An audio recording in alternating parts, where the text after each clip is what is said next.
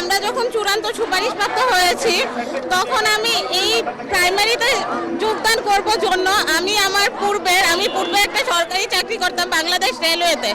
আমি এখানে প্রাইমারিতে যোগদান করব জন্য আমি আমার পূর্বের সরকারি চাকরিটা ছেড়ে দিয়েছি। আজ থেকে 3 মাস হলো।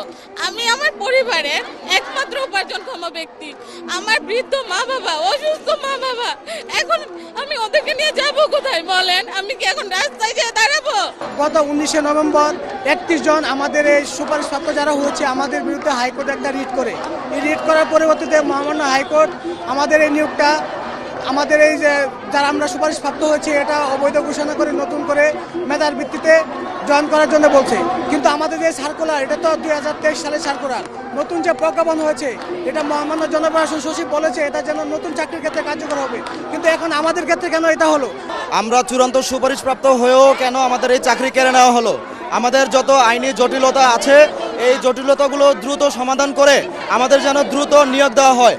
আমাদের যদি নিয়োগ দেওয়া না হয় আমরা ততদিন রাজপথে থাকবো, যতদিন না পর্যন্ত আমাদের এই সমস্যার সমাধান হচ্ছে আমরা এই রাজপথে থাকবো, কেউ আমরা ঘরে ফিরবো না। এই অন্তর্বর্তীকালীন সরকারের সময় নিয়োগ প্রাপ্ত হয়েছি, কিন্তু এখনো আমাদেরকে সেই নিয়োগ দেওয়া হচ্ছে না, আমাদেরকে স্কুলে পদায়ন করা হচ্ছে না এখনো পর্যন্ত।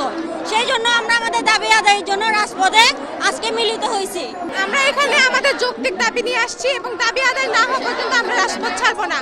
প্রয়োজনে রাষ্ট্র আমাদের 6531 জনকে গুলি করে হত্যা করুক, তারপরে আমরা এখান থেকে সরবো না। আমাদের দাবি যতক্ষণ না আদায় হবে আমরা এখান থেকে সরবো না।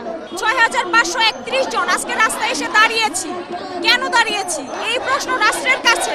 এই সরকার আমাদেরকে নিয়োগপত্র দিল, আমাদের নিয়োগ সবকিছু সম্পন্ন করা হলো, আমরা মেডিকেল করলাম, সবকিছু শেষ করে এই নিয়োগপত্র হাতে নিয়ে গত 5ই ডিসেম্বর যোগদান করার কথা, সেটা না করে আজকে আমরা রাজপথে এসে দাঁড়াইছি। কেন? আমাদের সাথে প্রশ্ন কেন?